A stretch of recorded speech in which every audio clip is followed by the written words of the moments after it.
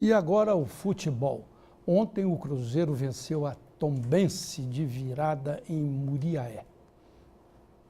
A última vez que o Cruzeiro iniciou o ano com um jejum de vitórias após 2 jogos foi em 2004, sob o comando de Vanderlei Luxemburgo. Caso o Cruzeiro complete esta noite o 3º jogo sem vitória, repetirá o ano de 1984, quando o time teve o pior início nas últimas 4 décadas. Para o jogo, David não poderá contar com o atacante William, que sofreu uma lesão muscular na coxa esquerda. Bem, o Cruzeiro venceu o Tombense de 2-1. O VT não mostrou isso, desculpe a nossa falha. O staff do atacante Rafael Moura espera uma posição do Atlético para definir o futuro do jogador. O interesse do atleta é de jogar no Galo, mas o clube ainda estuda outras opções. Certo é que o Atlético procura um jogador para o setor ofensivo, uma vez que Lucas Prato recebeu uma proposta milionária do futebol chinês e pode deixar a cidade do Galo.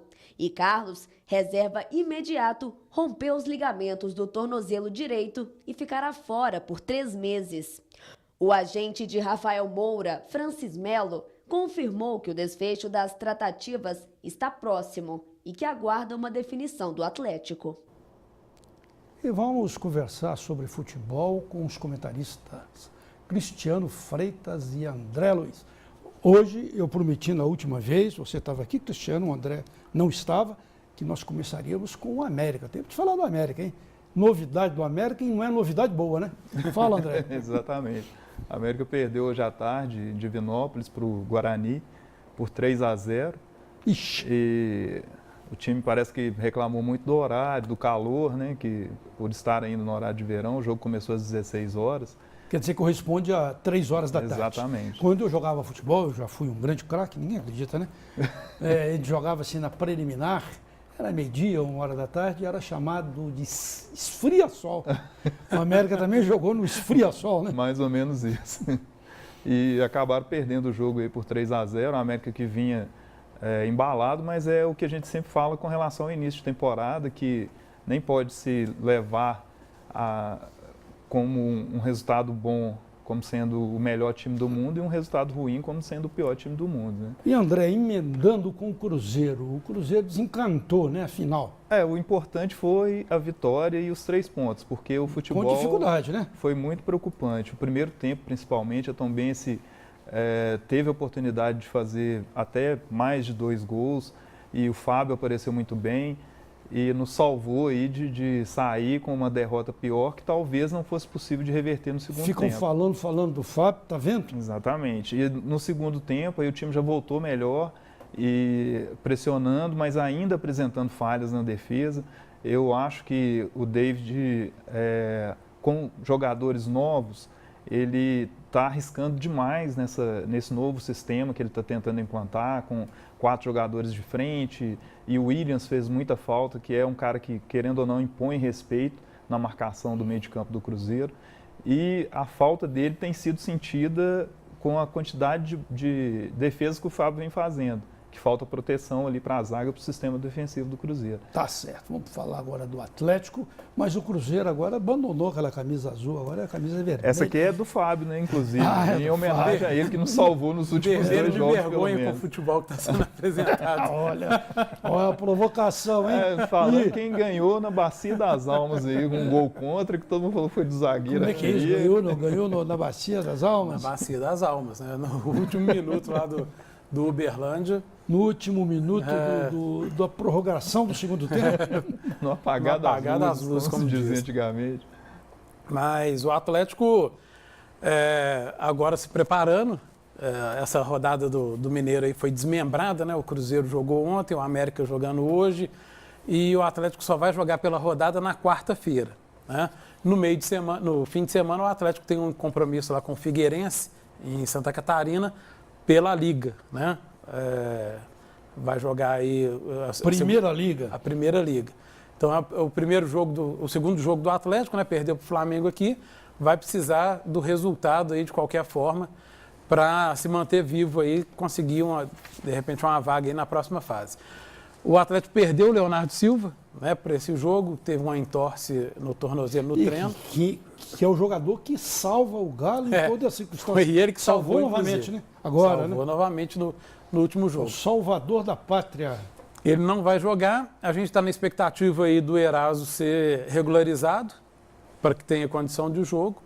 Ou se ele não jogar, vai ter que entrar algum dos zagueiros reservas lá, já que um deles já está jogando, que é o Thiago, né? A gente espera que o Atlético consiga mostrar um futebol diferente e que o Aguirre comece a colocar os meninos, porque essas duas competições, para o Atlético, é para preparar o time para ver os jogadores que realmente vão poder render durante o ano. Então é hora dele colocar o Pablo, o Henrique, para começar a jogar, para a gente ver se vai ter ou não, se esses meninos têm ou não capacidade de vestir a camisa do Atlético. Porque se for esperar a Libertadores, que tem jogo já no dia 16, para poder experimentar, aí não vai ter jeito, né? O Atlético está com uma parada dura, né? São 3 campeonatos simultâneos, juntos e misturados, né? 3 campeonatos.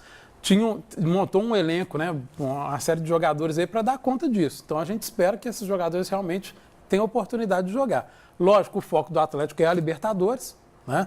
Ele vai focar aí e os demais campeonatos ele deve disputar aí com um time alternativo. Tirando, obviamente, o jogo contra o Cruzeiro, o clássico, que a torcida não vai aceitar um time alternativo, eles devem entrar com o time titular. E o jogo contra o América também, o América está na primeira divisão, está montando um elenco mais forte. São os 2 jogos que eu acho que no Mineiro o Atlético vai ter a força máxima. Mas depois que começar a Libertadores, os demais jogos devem ser realmente um time alternativo, tanto no Mineiro quanto na Primeira Liga. Muito bem, e os cruzeirenses fazendo figa, né? Gente... 3 campeonatos pelo Atlético e o Cruzeiro, os cruzeirenses fazendo figa, né? No caso desses 3, 2 nós vamos participar também, né? Só a Libertadores, que esse ano nós não vamos abrilhantar a Libertadores. Né? O Cruzeiro dessa vez ficou de fora. Pior para a Libertadores, né? Aquela história de Minas não ter mar. O Cruzeiro pior foi para o mar. Muito bem durante 2 anos e ano passado foi infelizmente aquele fracasso, né? Exatamente. Agora eu queria que vocês prestassem atenção, que ontem eu estava falando disso, vamos falar aqui de cultura, literatura, né? Eu estava falando que a escritora Lígia Fagundes Telles, de 92 anos, lá de São Paulo, foi indicada pela União Brasileira de Escritores para concorrer ao Prêmio Nobel de Literatura. O Brasil nunca teve um Prêmio Nobel de Literatura, hein? Absurdo.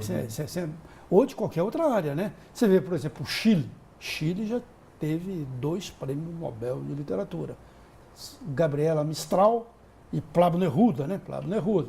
O Brasil nunca teve. A gente podia ter alguns prêmios de Nobel de Literatura, por exemplo, João Cabral de Melo Neto, Carlos Drummond de Andrade, Guimarães Rosa, Graciliano Ramos, aqueles bispos, aqueles cardeais, Dom Evaristo Arnes, Pedro Casaldaglia, que naquela época da ditadura, que torturava, matava, eles estavam lá lutando com os pobres, poderiam ter recebido também o Prêmio Nobel da Paz, mas o Brasil nunca foi agraciado. Vamos torcer agora, né? Que a escritora Lígia Fagundes Telles seja a escolhida. E a redação agradece a presença de vocês e agradece a você que acompanha o nosso noticiário. E vamos estar aí amanhã novamente com você. Boa noite, até lá.